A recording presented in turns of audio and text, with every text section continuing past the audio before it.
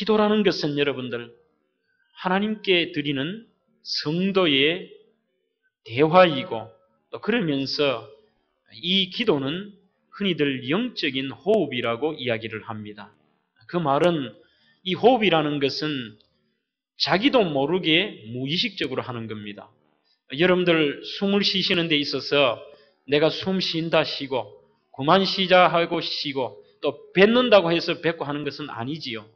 이 숨을 쉰다는 호흡한다는 것은 무의식적으로 우리의 삶이 그렇게 돼 가는 것입니다. 그러므로 신앙인에게 있어서 이 기도는 영적인 호흡이라는 말은 이것이 부담을 느끼거나 해도 되고 안 해도 되는 것이 아닌 당연한 우리 삶의 호흡과 같은 무의식적으로 이루어져야 될 삶이라는 것입니다. 이것보다도 더 우리에게 감사한 것은 기도라는 것은 성도들만이 누릴 수 있는 하나님의 자녀만이 누릴 수 있는 특권이라는 겁니다. 우리 한국인들은 흔히 믿음 생활하면서 기도해라, 기도를 강조하면은 부담으로 와닿습니다. 나는 새벽 기도도 빠지는데 나는 기도도 많이 못하는데 해서 늘 기도에 대한 중압감과 부담을 가지고 삽니다만 이 기도라는 것은 성도들 우리가 할 수 있는 특권이라는 생각은 못하는 것 같습니다. 세상 사람들은 할 수도 없고 또 이 기도에 대해서 특권이 있지도 않다는 것입니다. 칭찬은 고래도 춤추게 한다는 그 책이 있지요. 이 말은 하물며 동물도 칭찬을 해줬을 때는 너무 기뻐하고 춤을 추듯이 우리가 하나님을 감히 어떻게 그분의 마음을 움직이고 하나님과 교통할 수 있겠습니까? 그런데 하나님과 우리 사이가 교통하고 하나님의 마음을 춤추게 하고 하나님을 움직이게 할 수 있는 이것이 바로 기도라는 것입니다. 근데 여러분들 무조건 기도하면 다 들어주시는 게 아니고 하나님 앞에 그분이 원하시는 바른 기도를 드릴 때에 하나님께서 그분이 기뻐하시기도 하고 그분이 막 춤을 추시기도 하고 심지어 가장 감격적인 것은 구약의 요나서나 이런 곳에 보면은 우리 믿음의 백성들의 회개와 기도를 통하여 하나님의 마음이 그분의 뜻이 바뀔 수도 있다라는 그런 축복의 사실입니다. 여러분들 기도라는 것은 정말 쉬우면서도 굉장히 반대로 하면 또 어렵기도 합니다.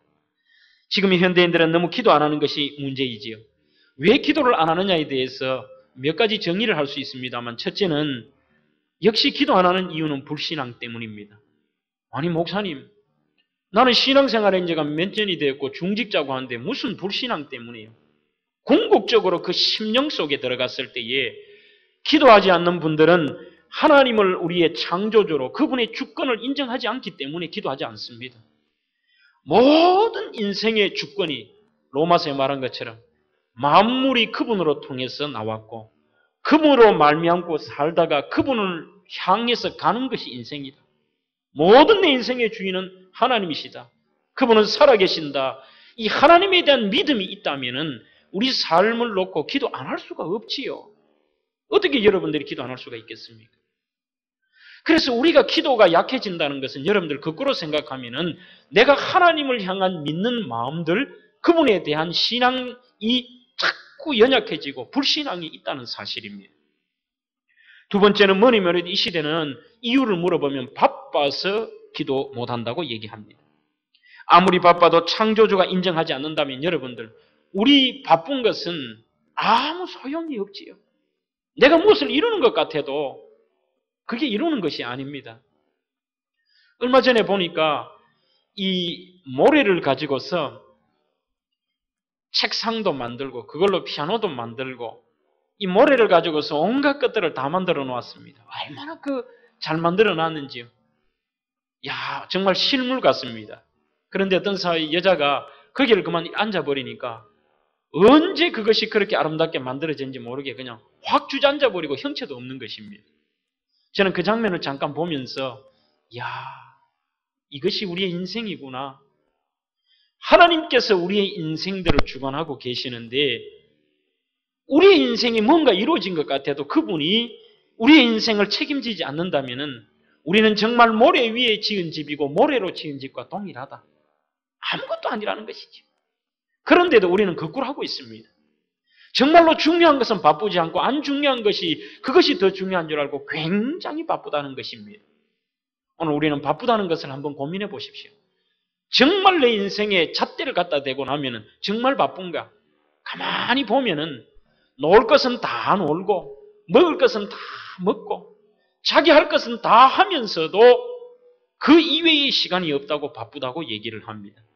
현대인들은 물론 직장이 바쁩니다. 학생들도 바쁩니다. 요즘은 안 바쁜 사람이 아무도 없습니다. 심지어 유치원 학생들도 너무너무 바쁩니다. 그러나 정말 따져놓고 보면은 학생들은 컴퓨터를 한다든지 어른들은 자기의 취미생활을 한다든지 아니면 다른 놀러를 간다든지 이런 것들은 철두철미하게 아니면 건강을 위하여서 아침에 가서 헬스를 한다든지 이것은 어김없이 하면서도 하나님 앞에 기도하는 것은 바쁘다고 이야기를 합니다. 그래서 여기에 대해서 미국의 유명한 윌로 크릭의 빌 하이벨스라는 목사님은 이렇게 얘기합니다. 그분의 책이 나는 너무 바빠서 기도합니다. 일리가 있지 않습니까? 정말 바쁘니 기도해야 된다는 겁니다. 너무너무 내 인생이 바쁘고 힘드니까 오히려 기도해야 된다는 것. 참 일리 있는 얘기입니다. 세 번째는 응답할 때까지 하지 못하고 금방 포기하는 기도가 있기 때문에 기도하지 않습니다. 뭐 기도 응답이 없는데 기다리다가 조금 하다가 다 포기하고 이제는 안 하는 것입니다. 에이든 윌슨 토저라는 분이 그의 책에서 뭐라고 했는가 하면은 현대인들의 문제는 아무것도 창출해내지 못하는 기도에 익숙해져 있다. 그 말이 뭔가 하면은 대다수의 현대를 살아가는 기독교인들은 기도의 응답에 대한 체험이 없다는 겁니다. 하다가 포기하니까 기도의 응답이 당연한 줄 압니다. 하나님께 기도는 기도대로 하고 하나님의 응답은 대부분이 안 준다고 생각하지요. 그래서 이것이 버릇이 돼서 한 번 쌓이고 두 번 쌓이고 세 번 쌓이다 보니까 기도는 기도대로 형식적으로 몇 번 하고 그 다음에는 안 해버리고 포기해버리는 겁니다. 여러분들의 인생에 하나님의 뜻에 합당하다면 안 이루어질 기도가 없습니다. 어제도 저는 얼마나 반가운 전화를 받았는지요. 목사님, 그 첫 마디가 뭔가 하면 하나님께서 기도 응답해 주셨어요. 그래요. 와. 오늘날도 여러분들 아무리 시대가 변할지라도 가장 중요한 것은 내가 변했지 하나님이 변하신 것은 아닙니다. 내가 변했다는 거예요. 내가 포기하고 내가 믿음이 없고 내가 하나님 앞에 간구하지 못한 그 내 문제지 하나님이 과거에는 응답 잘하시고 홍해도 갈라주셔버리고 무슨 하나님이 대단한 역사를 하다가 오늘 이 시대는 안 들어주신다. 아니라는 것입니다. 어찌 보면 이 시대에 하나님의 뜻이 길게 기도하라고 할 수도 있습니다. 하나님이 급할 때는 급할 때 들어주시죠. 급하게요. 문제는 모든 기도의 문제는 우리 자신에게 있다는 것입니다. 그런데 기도하지 않은 것도 문제인데 오늘 이 본문에 보면은 읽지 않은 그 앞부분에 먼저 이 주기도문을 주님께서 가르치시기 전에 무엇을 설명하느냐 하면은 잘못된 기도의 행태에 대해서 설명을 쭉 하시고 그 다음에 제자들이 요청하실 때에 너희들은 이렇게 기도해라 하고 주기도문을 설명을 하신 것입니다. 그래서 우리는 여러분들 기도하지 않는 것도 문제. 두 번째는 여러분들이 기도는 하기는 하되 기도의 방향성과 기도의 내용들과 기도의 방법들이 잘못되어서 하나님이 응답 안 하실 때도 있다는 사실입니다. 본문에서 예수님은 주기도문을 가르치기 앞서서 잘못된 기도의 두 가지 종류를 말하는데 하나는 겉으로 기도하는 외적인 요소와 두 번째는 내적인 너희들의 잘못이 있다라고 이야기를 합니다. 먼저 6장 오늘 5절을 잠깐 보시기 바랍니다. 또 너희가 기도할 때에 외식하는 자와 같이 되지 말라. 저희는 사람에게 보이려고 회당과 큰 거리 어귀에 서서 기도하기를 좋아하느니라. 그 다음에 주님 표현이 뭐라고 되어 있는가 하면요. 그냥 해도 되는데 강력한 메시지입니다. 내가 진실로 그렇게 되어 있습니다. 이 말은 반드시라는 뜻입니다. 꼭이라는 뜻입니다. 내가 진실로 너희에게 이르노니 저희는 자기 사항을 이미 받았느니라. 이 말은 내가 진실로 얘기하는데 그렇게 기도하는 사람은 이미 자기가 지 입으로 다 해버렸고 내가 응답할 것도 없고 나는 응답 안 한다는 이 단호한 메시지입니다. 유대인은 기도 생활은 잘했습니다. 요즘으로 말하면 형식적인 기도 생활은 잘했어요. 금요 성령 축제 새벽마다 기도하고 수요일마다 나오고 기도라는 것은 잘 했지만 그들의 형식적인 기도를 하나님이 들어주시지 않는다는 것입니다. 당시에는 이 유대인들이 두 가지의 기도가 있었습니다. 하나는 카다시라는 기도가 있었는데 이 카다시라는 말은 하나님에 대한 헌신이다, 분리한다는 뜻이 있습니다. 그 말인데 이들이 어떤 기도인가 하면 예배를 우리로 말하면 예배를 이렇게 쭉 드리면은 설교가 마친 다음에 예배 후나 설교가 마친 다음에 같이 공통으로 하는 기도가 카다시입니다. 이거는 굉장히 짧습니다. 오늘 그 카다시가 어떤 것인가 한번 해볼까요? 설교자인 제가 이 기도를 하면 여러분들은 천주교나 우리가 교동문 하는 것처럼 교동문은 말을 같이 합니다만 이 카다시는 여러분들이 에이멘, 아멘으로 화답을 하는 겁니다. 제가 한번 해보겠습니다. 주의 이름이 영광과 거룩하여지니이다. 주의 뜻대로 만물을 창조하셨나이다. 모든 영광을 주께 돌리나이다. 이거예요. 간단하지 않습니까? 그런 카다시라는 기도가 예배마다, 그래 여러분들이 이것이 얼마나 제가 이것을 연구하면서 너무너무 좋은 뜻이에요. 주님의 이름이 영광과 거룩하여지기를 바랍니다. 그 다음에도 주님의 뜻대로 하나님이 이 만물을 창조하시고 하나님이 만물의 주인 되십니다. 이런 좋은 말을 하는데 사람들이요, 자꾸 이 말들을 예배 시간에 주문 외우듯이 자꾸 하다 보니까 그 말에 대한 은혜와 그 말에 대한 깊이와 정말 마음에 감동 없이 그냥 주문 외우듯이 한 거예요. 그냥 앞에서 주의 이름이 영광과 거룩해지니이다 하면 아멘, 아멘. 이런 카다시가 하나가 있었습니다. 또 하나는 쉐몬의 에스레라는 것이 있는데 이것은 하루에 그들이 3번씩 기도했습니다. 성경에 보면 여러분들이 3시, 6시, 9시에 성전에 기도하러 가죠. 일이 있어서 성전에 기도하러 못 갈 때는 이들이 아침에 일어나 점심 식사 전에, 저녁 식사 전에 이렇게 3번 이 쉐몬의 에스레라는 기도를 한다고 합니다. 그걸 우리말로 하면 18번의 축복 기도인데 이거는 상대적으로 대단히 깁니다.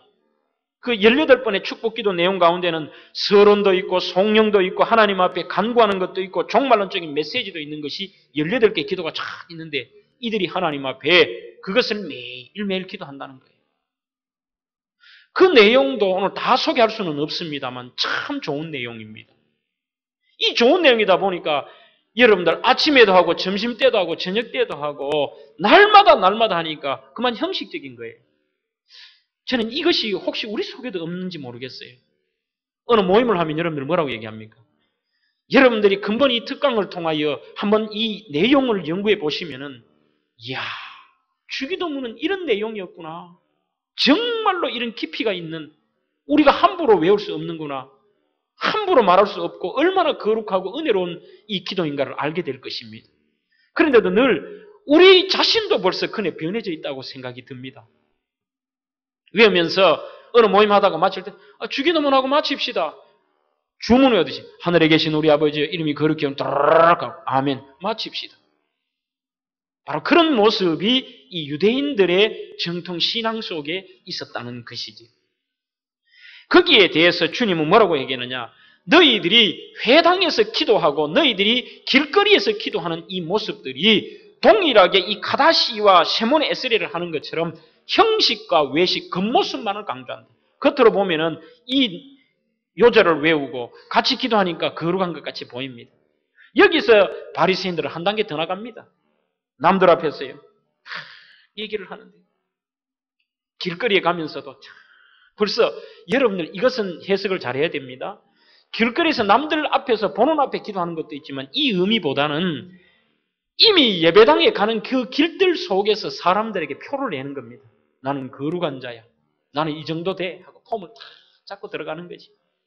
그래 예배당 안에서도 그 기도하는 것들이 형식적인, 이들에게 있어서는 예배당에서 장소의 개념이 많습니다.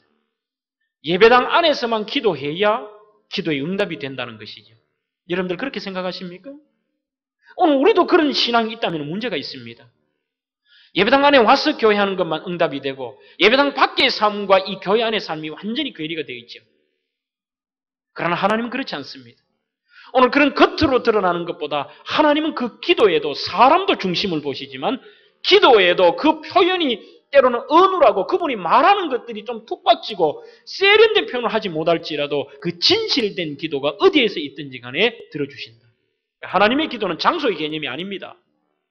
하나님의 기도의 내용들은 내용을 잘하는 것도 아닙니다. 자기 과시도 안 합니다. 오늘 이들은 회당과 큰 거리 어귀에서 기도를 많이 했습니다. 특히 사람들 보는 앞에서 기도를 많이 했지요. 이것이 뭐냐? 한마디로 기도의 형식주의입니다. 매너리즘에 빠져 있지요.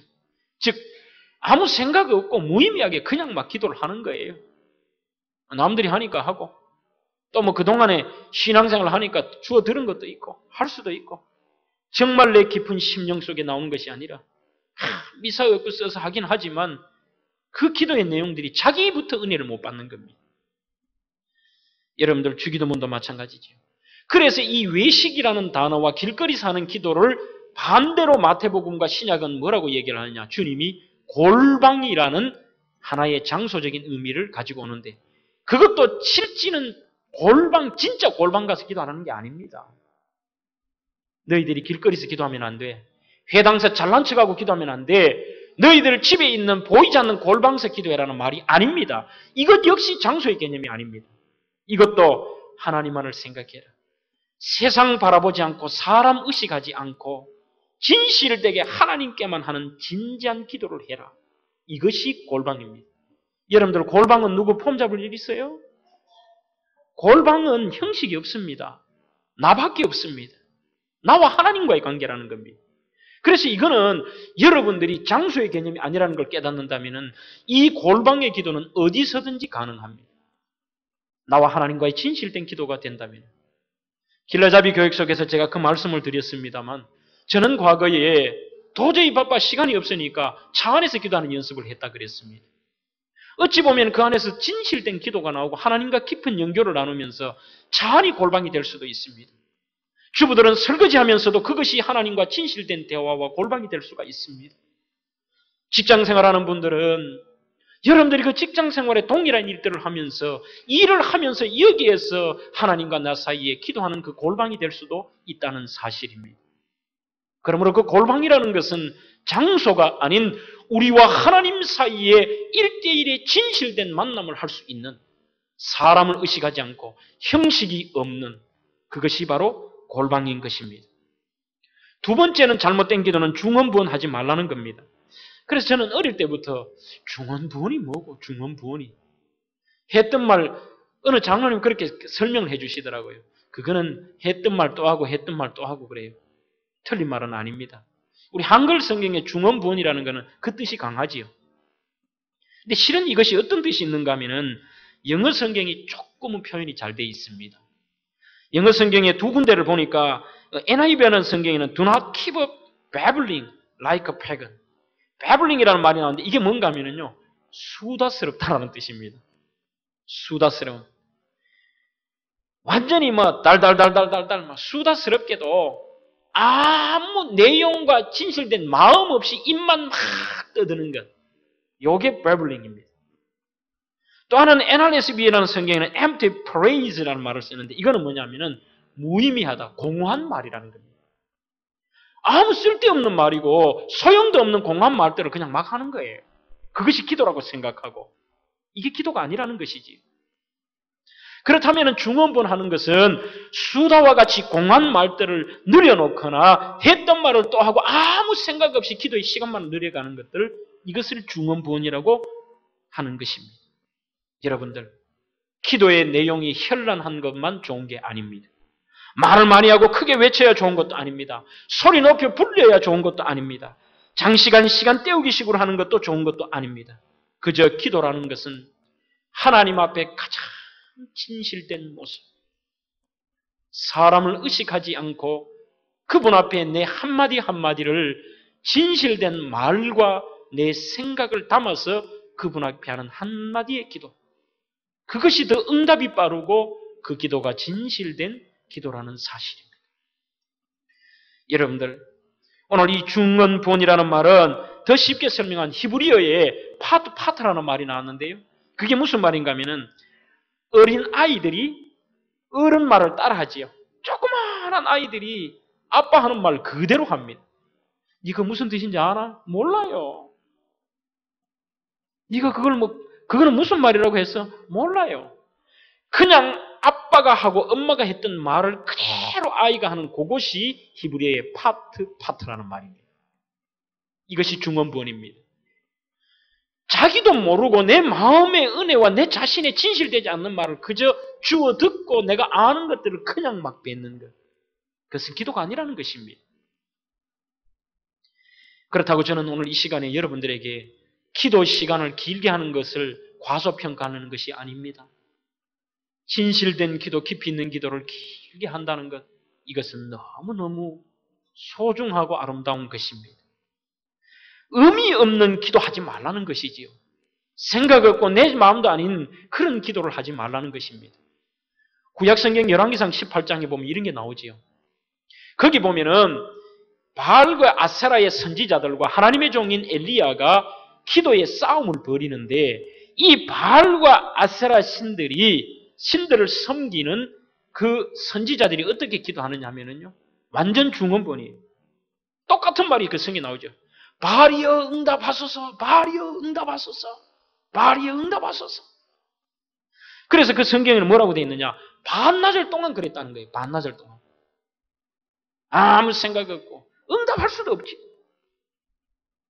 반나절 동안 그랬지만 응답하지 않았는데 반면에 그 엘리야의 기도의 모습을 보면은 이 자기 얼굴이 무릎팍에 묻힐 정도로 하나님 앞에 그렇게 오래 기도는 안 했습니다. 안 했지만 그 진실된 기도 속에 하나님께서 응답하여 주셨다는 사실입니다.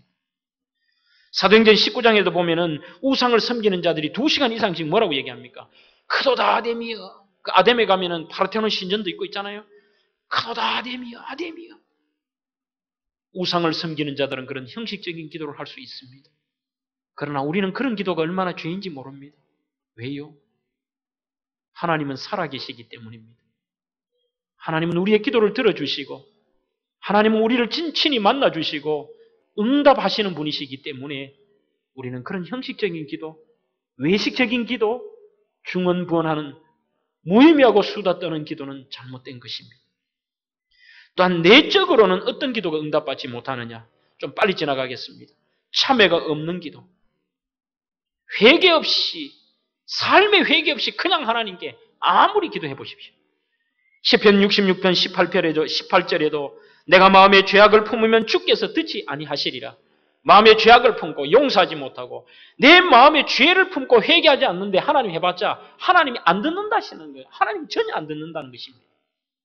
그것은 시간 낭비입니다. 여러분들 죄에 대한 회개 없이 기도하지 마십시오. 괜스레 여러분들 시간 낭비고 여러분들 괜히 어려운 것이지요. 이사야 59장 1절 2절에도 여호와의 손이 짧아 구원하지 못하심도 아니다. 여호와가 귀가 둔하여 듣지 못하심도 아니라 오직 너희 죄악이 너희 하나님 사이를 내었고 너희 죄가 그 얼굴을 가리워서 너희를 듣지 않게 하심이니. 우리의 죄악들이 가려가지고 하나님과 사이를 멀어지고 듣지도 않게 만든다는 것입니다. 또한 용서하지 않는 기도도 하나님이 듣지 않습니다. 이 사도신 여러분들 이 주기도문을 보시면서요. 하나님이 인간적인 단서가 하나 있는 게 있습니다. 그게 무엇인가 하면은 바로 용서라는 말입니다. 그 용서라는 단어를 우리가 우리에게 죄 지은 사람을 용서한 것처럼 우리의 죄를 용서하여 주옵소서. 자기도 용서하지 못하면서 하나님의 용서 바라지 말라는 겁니다. 이것이 하나님의 전제입니다. 의심하고 하는 기도도 하나님께서 듣지 않습니다. 제발 대면교회는 그런 말 하지 마십시오. 목사님, 하나님이 내 기도 안 듣는 것 같습니다. 하나님이 응답 안 하실 것 같습니다. 아니지요. 야고보 1장 6절에도 의심하는 자는 무엇이든지 주께 얻기를 생각지도 말라는 겁니다. 의심하면서 자기가 기도하면서 어떻게 살아계신 하나님께 응답받기를 원합니까? 잘못 구한 기도도 듣지 아니하십니다. 그러므로 그 기도는 하나님의 뜻에 맞아야 됩니다. 우리의 정욕을 위하여 이기적이고 상대방을 죽이기 위하여서 덕스럽지 않는 그런 것들은 절대 하나님이 듣지 않습니다. 하나님은 남을 죽여서 가면서까지 믿음의 백성들에게 응답하지 않습니다. 본문은 이때에 이제 본문으로 들어가겠습니다. 이런 전제 조건을 주님께서 이야기를 하십니다. 그 말은 너희들 기도 많이 한다 생각하나? 너희들이 그동안에 몸에 배어서 종교 생활은 했지만 아무리 이런 기도를 해봐라. 내가 듣나 안 듣나? 결론은 진실로 안 듣는다는 것입니다. 응답 안 하시겠다는 것입니다. 그러면서 이 제자들에게 기도의 모범을 설명하신 것입니다. 근데 이 기도의 주기도문을 가르치시기 전에 어떤 일이 벌어졌느냐? 예수님께서 제자들이 예수님이 기도를 마친 직후 이것을 물어보게 되죠. 부탁하는 장면. 주님, 저희들에게도 기도를 가르쳐 주십시오. 분명히 가르쳐 달라는 겁니다. 주님, 이 기도를 우리에게 가르쳐 달라는 것은 이유가 있습니다. 그들이 예수님의 기도를 들어보니까 이런 내용입니다. 뭔가 세상 사람들과 그동안 유대의 그 형식적인 기도와 예수님의 기도는 틀린 거예요. 예수님의 기도는 틀리고. 그래서 이들이 소위 말해서 그 기도에 대한 가르침을 원했던 겁니다. 그 영어 성경에도 teach us to pray. 그 기도를 나에게 좀 가르쳐 달라요. 직접적으로 지도해주고 가르쳐 달라는 겁니다. 어떻게 기도하는지. 이 말은 그동안 우리의 기도가 잘못됐습니다. 하나님. 예수님 우리의 기도가 잘못됐는데 예수님 기도 들어보니까 너무너무 다르고 좋네요. 그게 맞네요. 이래서 이들이 가르쳐 달라는 것이죠. 두 번째는 이 시대 때에 SNF파라는 종교 공동체도 있었고 바리새파라는 바리새인들도 있었고 쿰란 공동체도 있었고 다 그런 종교 생활하는 분들이 있었는데 그들마다 나름대로의 기도문이 있었다 그럽니다. 그래서 이들도 예수님을 따르는 우리에게도 모범적인 기도가 하나 있어야 되지 않겠나. 그래서 예수님에게 가르쳐 달라는 것입니다. 저는 여기에서 또 하나를 더 여러분들에게 말씀을 드리려고 하는 것은 이들이 예수님께 기도해 달라는 게 아니라 가르쳐 달라는 게 참 좋습니다. 이 시대에 우리가 그렇습니다. 대다수의 이 시대는 내가 기도하는 것보다는 기도 받기를 좋아하고 그래서 이 한국교회가 조금은 기형적으로 변해가고 있습니다. 그래서 어느 목사가 무슨 병을 잘 고친단다. 어느 목사는 무슨 능력이 있단다. 그러면은 산으로 들로 교회로 막 쫓아가 구름대와 벌떼같이 모이는 거예요. 기도 받으러 가는 겁니다. 이거는 잘못된 것입니다. 여러분들 목회자가 능력 있다 생각하지 마십시오. 앞에 있는 장목사가 무슨 능력 있다고 생각하지 마십시오. 다 동일합니다. 그저 하나님께서 목회자로서의 은혜를 주시고 저를 사용한 것뿐이지요. 여러분들도 동일합니다. 어느 목사가 대단하다. 그분이 병을 고친다고 착각하지 마십시오. 그건 하나님이 하시는 것입니다. 하나님이 원하시는 것은 여러분들이 기도를 받는 것보다도 기도를 배워서 그 여러분들이 기도를 하는 것을 원하신다는 것입니다. 이들의 태도, 오늘날 기도해 주세요. 아닙니다. 우리 교회도 기도받기보다 여러분들의 기도의 태도가 달라지고 기도하는 교회가 되기를 주의 이름으로 축원합니다. 그때에 주님이 가르쳐 주신 기도가 이제 설명을 주님이 하시는 겁니다. 너희들은 이렇게 기도해라. 오늘 하늘에 계신 우리 아버지야. 그렇게 들어가는 겁니다. 그 하늘에 계신 우리 아버지는 여러분들 대단한 축복된 의미를 가지고 있습니다. 먼저 왜 많은 것 가운데서도요. 기도는 길라잡이 교회에서 설명을 드렸지 않습니까? 제일 먼저 해야 되는 게 무엇입니까? 기도의 제일 먼저 뭐죠? 길라잡이 배우분들 대답해 보세요. 교육을 다시 해야 되겠습니다. 기도의 제일 먼저는 기도 받으실 분을 불러야 됩니다. 그렇잖아요. 아버지에게 그렇다고 그렇지 않습니까? 오늘 여러분들이 아들이 아버지에게 예를 들면 돈을 1,000원을 달라 그럴 때도 어떻게 해야 돼요? 가자마자 돈 1,000원 주소. 안 되지 않습니까? 그럼 뭐라 그래요? 아버지를 불러야 되는 거예요. 아버지, 아빠 불러야 되지 않습니까? 그것은 무엇이냐? 내가 요청하는 대상이 필요하다는 것입니다. 그러면 여러분들이 그 대상이 없는 것은 문제가 있지요. 심지어는 제사에도 대상이 있지 않습니까? 그래서 지방을 왜 씁니까? 그 잘못된 제사에도. 여기에 쓰이는 학생, 현고 학생 쭉 쓰는 나타날 현자를 쓰지 않습니까? 여기에 적혀 있는 사람이 받으시오. 대상을 부르는 겁니다. 신주라는 게 무엇입니까? 과거에 그 제실에 있는 신주라는 것도 거기 이름 적힌 그 사람 대상을 모시고 요 대상이 이 제사를 받으라는 겁니다. 그런데도 여러분들이 어떤 기도들 가운데서는요, 그냥 막 하는 거, 그거 잘못되었어요. 엄격히 따지면. 우리의 기도를 받으실 분의 대상을 불러야 되는 것입니다. 그럼 그 부르는 것은 여러 가지 방법이 있는 거예요. 그거는 어느 것이 정답이 없습니다. 우리가 그 대상을 하나님 앞에 기도할 때는 여러분들 많지 않습니까? 아버지를 부를 때도 어때요? 아버지, 아빠, 경상도 말로 아버지요. 그렇지 않습니까? 그런데 거기에서 조금은 늦게한 아이들은 어떻게 부르겠어요? 자기 요청할 게 있는 게 뭐예요? 여학생 같은 경우 사랑하는 아빠 그럴 수 있잖아요. 그래 여러분들 기도를 너무 무슨 미사역권을 많이 달아도 제 생각에는 아빠가 조금 좋긴 좋은데 피곤할 것 같아요. 애가 돈 1,000원 달라 그러는데 말이죠. 아빠 보고 오늘 이 시대에 가장 위대하시고 잘생기시고 늘 나와 함께 하시고 나에게 좋은 것만을 주신 우리 아버지요. 돈 1,000원 주십시오. 좀 이상하지 않겠어요? 그건 아이답게 그냥 아빠 오늘 학교에서 뭘 해야 되는데 아니면 오늘 친구하고 어디 가는데 돈 1,000원만 주세요. 아빠라는 걸 부르지 않습니다. 그게 오늘 처음에 주님이 가르쳐 주시는 겁니다. 기도는 너희들이 누구한테 하느냐 그 대상인 겁니다. 하늘에 계신 아버지요. 하나님이라는 대상을 정해놓고 하는 것입니다. 하나님에 대한. 그래서 여러분들은 이 생각을 잊지 말아야 됩니다. 여러분들의 기도는 여러분들의 하소연도 아닙니다. 여러분들은 여기에서 무슨 성경을 해가지고 성경 내용을 뭐 하나님 앞에 내세우는 것도 아닙니다. 사람들 귀에 들으려고 하는 것도 아닙니다. 그 기도의 대상은 살아계신 하나님이 우리 기도의 대상이라는 겁니다. 이것을 주님이 말씀합니다. 그럼 반드시 여러분들은 부르십시오. 그럼 부를 때는 어떻게 불러야 되느냐? 여러분들 마음에 가장 진실되고 내 마음에 와닿는 기도. 그럼 오늘 제가 여러분들과 함께 묵도하면서 어떤 기도를 했습니까? 가만히 생각해봐도요. 나를 만세전부터 택해 주신 그 하나님의 은혜가 감당할 길이 없는 거예요. 그래서 오늘 기도를 그렇게 시작을 했습니다. 어떨 때는 하나님이 내 삶 오늘 가운데 보호하시는 거예요. 그러면은 나를 보호하시고 은혜로 인도하신 하나님 감사합니다. 불렀잖아요. 하나님 감사합니다. 어떨 때는 여러분들 하나님의 크신 사랑을 감사합니다. 하나님 불렀지요. 그리고 그분의 크신 은혜를 감사합니다.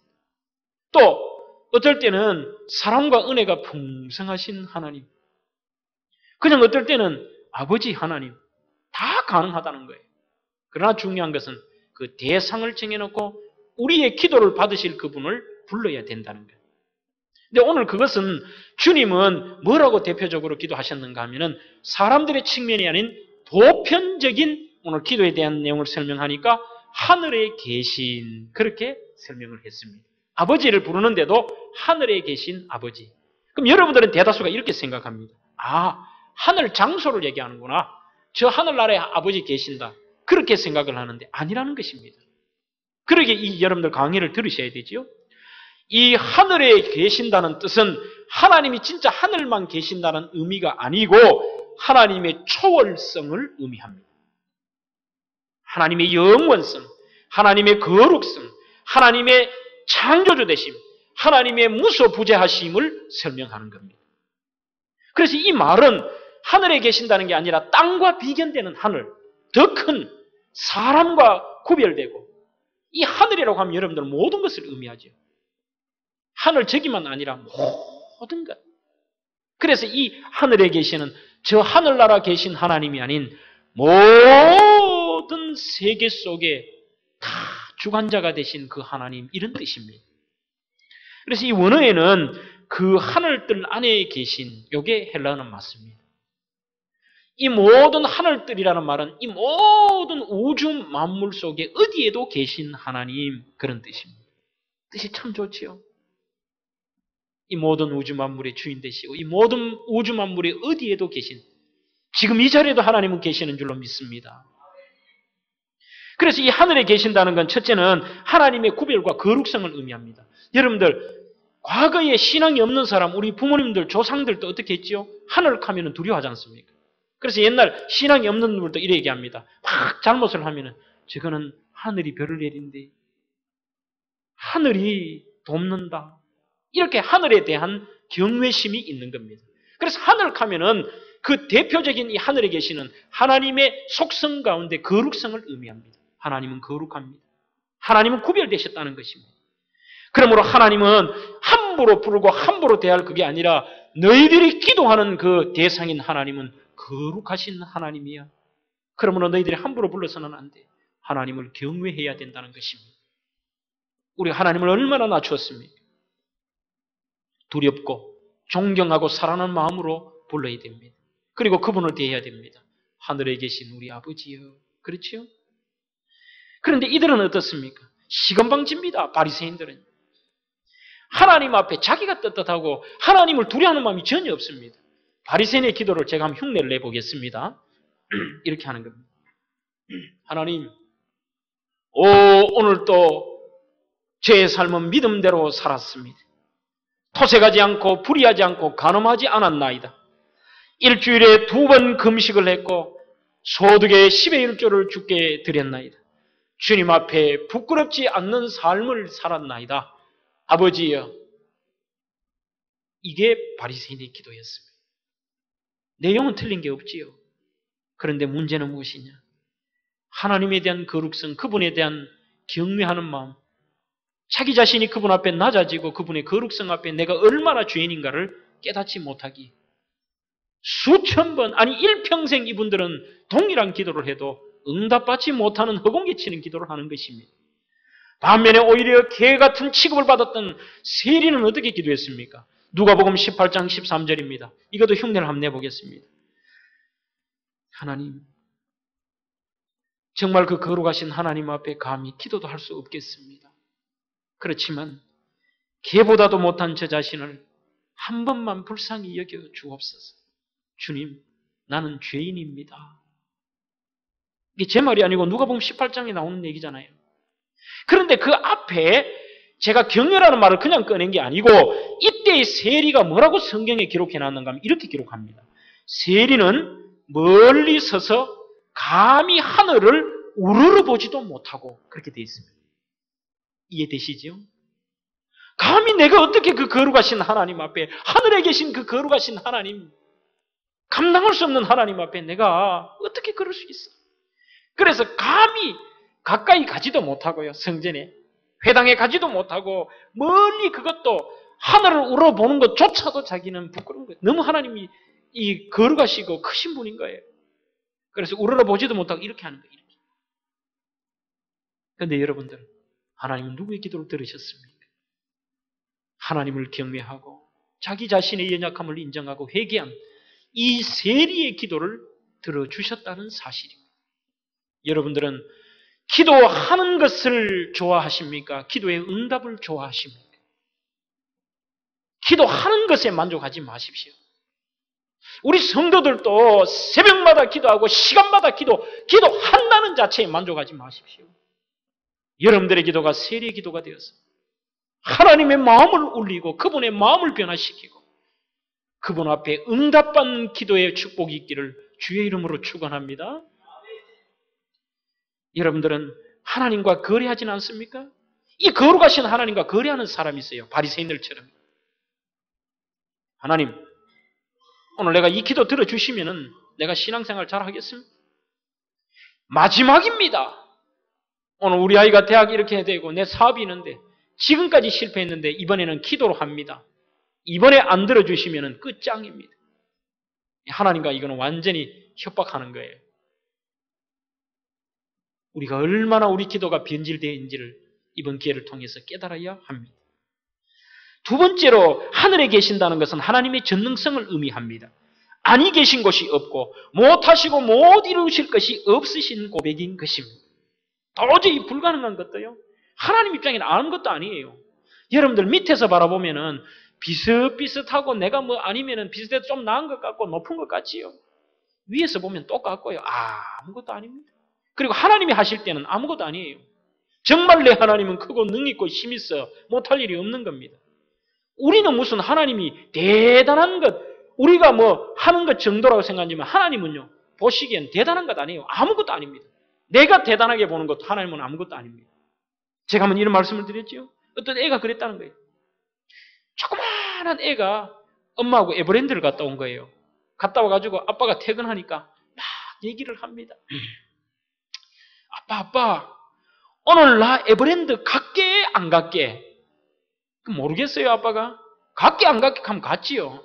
갔지. 와, 아빠 대단한데 그거 어떻게 알았어? 아빠, 오늘 친구 엄마 2명이랑 친구 2명이랑 내가 갈게 안 갈게? 친구 엄마 2명하고 친구 2하고 같이 갔잖아 너. 우와, 아빠는 회사 갔는데 그걸 어떻게 알아? 대단하네? 아빠, 에버랜드 가니까 오늘 5월은 어린이달이라고 아기곰 선물을 줬게 안 줬게? 그거는 줬지. 그걸 준 걸 어떻게 알았어? 그 곰이 흰색이게 아니게? 그거는 100% 흰색이야. 와, 애가 눈물을 글썽거리는 거예요. 이제는 이건 아버지가 너무 완벽한 정도가 아니라 너무 대단하니까요. 애가 이제는 공포감 너무 대단하니까 떨리는 마음으로 아빠, 이 에버랜드는 용인에 있게 없게? 그거는 용인에 있어. 으아, 애가 감격에 눈물을 흘리는 거예요. 우리 아빠 대단하구나. 아빠한테는 아무것도 아니에요. 여러분들, 하늘에 계신 우리 아버지라는 것은 하나님은 아니 계신 것이 없고 못하실 것이 없고 불가능한 것도 가능케 하신다는 그 하나님의 전능성입니다. 한번 따라할까요? 내가 대단하게 생각하는 것도 하나님께는 아무것도 아니다. 그 전능성입니다.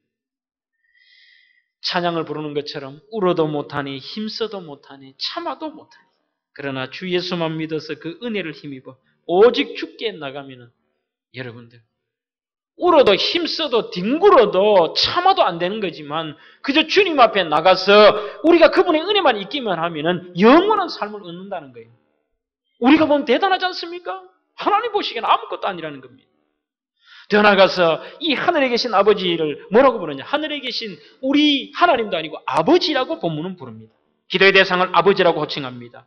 하나님이 주시는 가장 아름다운 관계의 표현은 여러분들 아버지와 아들의 관계, 아버지와 딸의 관계, 바로 아버지와 자녀의 관계라는 것입니다. 기도에 대한 호칭이 구약에는 어땠습니까? 여호와 야훼였습니다. 그런데 더 중요한 것은 예수님이 오시기 전에는 감히 우리 기도의 대상인 하나님 앞에 야훼여, 여호와여 부르지도 못했습니다. 왜요? 그때는 아버지가 오늘 예수 그리스도를 통하여 우리가 관계가 회복되지 않았음으로 인하여서 너무너무 거룩하신 하나님을 부를 수 없기에 야훼라고 부를 수 없어서 이걸 바꿔서 부릅니다. 감히 어떻게 야훼? 아도나이라고 바꿔 부르죠. 이것이 신약에 와서는 예수 그리스도로 말미암아 우리는 그분을 바로 나의 기도를 받으시는 분이 우리의 영원하신 하나님이시자 우리에게 아버지가 되신다는 사실입니다.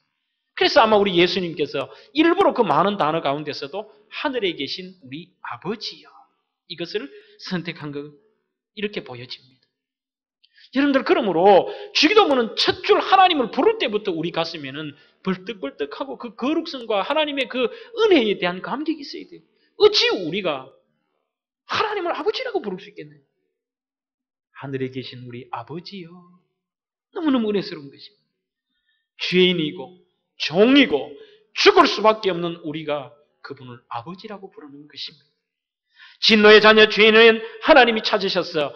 요한복음 1장 12절에도 영접하는 자고 그 이름을 믿는 자들에게는 하나님의 자녀가 되는 권세를 준다고 그랬습니다. 그래서 이제 우리는 하나님을 아빠, 아버지라고 부르는 것입니다. 여러분들 그 뜻도 모르고 우리 찬양을 하잖아요. 하나님을 아버지라 부르는 자는 좋은 일이 있으리라. 그게 있으리라. 하나님을 아버지라 부르는 자, 바로 그 특권과 축복이 저와 여러분인 줄로 믿습니다. 이 말에는 아버지의 사랑이 담겨 있습니다. 로마서 8장 16절에도 성령이 친히 우리 영으로 더불어 우리가 하나님의 자녀인 것을 증거하시나니 예수 믿고 성령께서 너는 하나님의 자녀야. 그래서 여러분들 당당하게 사십시오. 우리는 하나님의 일꾼, 하나님의 신하가 아닙니다. 오늘 이 땅에서는 비록 내가 어렵고 힘들고 나약하고 어찌 보면은 남들 보기에 보잘것없어 보여도 우리 모두는 당당한 하나님의 자녀, 그분에게 기도할 수 있는 하나님의 자녀인 줄로 믿습니다. 이건영 목사는 그의 책에서 우리 아버지여라고 기도하는 것은 곧 자녀로서 아버지를 더욱 사랑하겠다는 고백과도 같은 것이라 그랬습니다. 그래서 이 말은 하나님 아버지에 대한 그 부르심이 하나님 나와 같은 죄인 살리신 하나님의 은혜가 크고 아버지라 부르시는 그 부를 수 있는 은혜를 주신 아버지 감사합니다. 이제 나도 하나님을 사랑하겠습니다. 그 표현이 거기에 있다는 것이지요. 말씀을 맺겠습니다. 사랑하는 대명의 성도 여러분, 하늘에 계신 우리 아버지요. 이 표현은 바로 우리의 대상이 하나님이시고 내 기도를 받으시기에 합당하신 분은 천지 만물 하늘 아니 계신 것이 없고 이 천지 만물의 창조주인 하나님이시라는 사실입니다. 또한 이분은 바로 우리의 영적인 아버지시요. 우리의 기도를 응답하시는 참 좋으신 하나님이신 줄로 믿습니다.